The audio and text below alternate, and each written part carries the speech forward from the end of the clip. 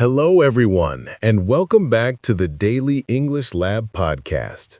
You've been studying for months, maybe even years. You've memorized grammar rules, you've got a vocabulary list a mile long, you can read articles and pretty much understand movies. You have all the pieces. But then the moment comes to actually speak. You open your mouth, and what comes out just feels awkward. It feels clunky. It doesn't sound like the English you hear in your head. There's this gap, a frustrating, confidence-crushing gap between the English you know and the English you can actually speak. What if I told you that gap has almost nothing to do with your intelligence, your memory, or how many grammar books you've read? What if I told you the problem isn't in your brain? It's in your mouth. Speaking English is a physical activity. It requires muscles in your tongue, your lips, your jaw to make shapes and movements that are probably completely new to you. Shapes your native language never asked you to make. You wouldn't expect to play the violin just by reading a book about it, right? You have to train your fingers. Speaking is no different. And today, I'm going to show you a simple, powerful 10-minute workout that will retrain your mouth, build that muscle memory, and finally close that awkward gap for good. This isn't about learning more words. This is about teaching your body how to say them. Let's talk more about this awkward gap, because if you're watching this, I bet you felt it. It's that little hesitation before you speak. It's the feeling that your tongue is tied, that it's too slow or clumsy to make the sounds you want. You hear a native speaker say a sentence, and it's smooth, effortless, like music. Then you try to say it, and it feels like trying to run through mud. Each word is a separate, difficult step. So why does this happen? It's because every language has its own unique physical settings. It has a default position for the tongue, a certain tension in the jaw, and a specific way of using the lips. When you learned your native language as a kid, you spent years unconsciously training these muscles. They became experts at making the sounds of your mother tongue. Your mouth is a world-class athlete in speaking your language. But English demands a different kind of athleticism. It might require your tongue to go to a place it's never been, like between your teeth for the "th" sound.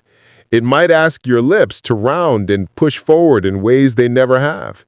It might need your jaw to open wider than you're used to. Because you haven't built up this specific physical skill, your brain sends the right signal, say the word through, but your mouth, like an untrained muscle, fumbles the execution.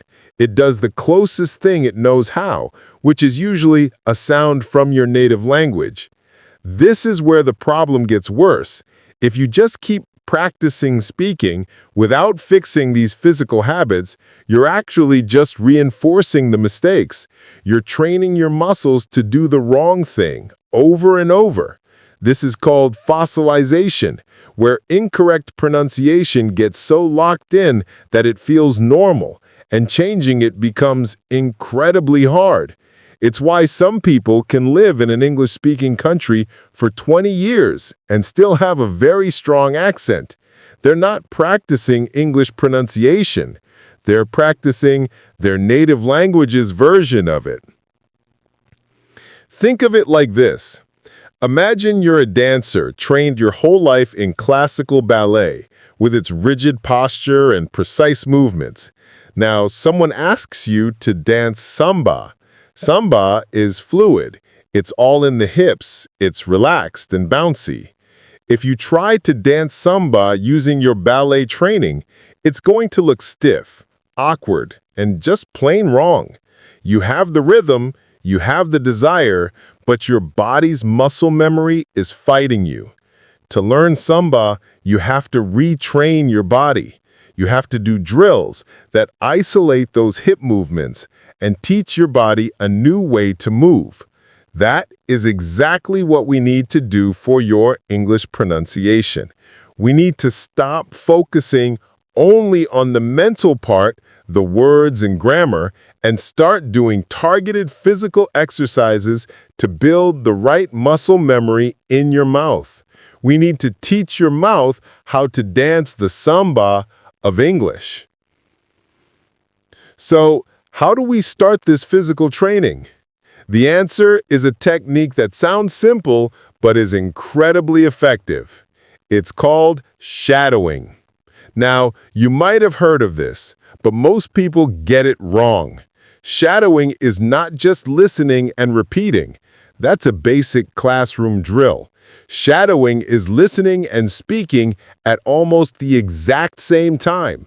You become the speaker's echo, their shadow. You're not just repeating the words. You're copying everything about their speech. You're copying their pronunciation of every single sound. You're copying their intonation, the music of their voice, how it rises and falls. You're copying their rhythm, the beat and stress of their sentences. You're even copying the pauses and the way words blend together. When you just listen and repeat, there's a pause. In that pause, your brain has time to interfere. It defaults to its old, comfortable muscle memory. But with shadowing, there is no time to think. You're forced to bypass that analytical brain of yours and just imitate. You are training your mouth to move in sync with a native speaker, forcing it to make the right sounds in real time. Step 10. Review and tweak. Every 3 months, flip back through your Sunday notes. Spot the pattern. Maybe vocab is solid, but you still pause mid-sentence. Shift 5 extra daily minutes to shadowing. Learning isn't a straight line. It's a staircase you build, step by step, tightening the bolts as you go. Let's nail today's words. Foundation, the solid ground under your skills. Shadowing, speak right after you hear, like karaoke without the music. Routine, your daily autopilot actions. Vocabulary, the word stash in your head. Fluency, smooth, confident talking without mental traffic jams. Say them. Foundation, shadowing, routine, vocabulary, fluency. Nicely done. Repeat with me. I practice English every single day. Again, with a grin. I practice English every single day. Feel that? That's momentum.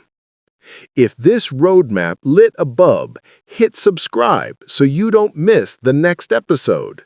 Drop a comment with the step you're tackling today, and share the video with one friend who keeps saying, "I'll start tomorrow."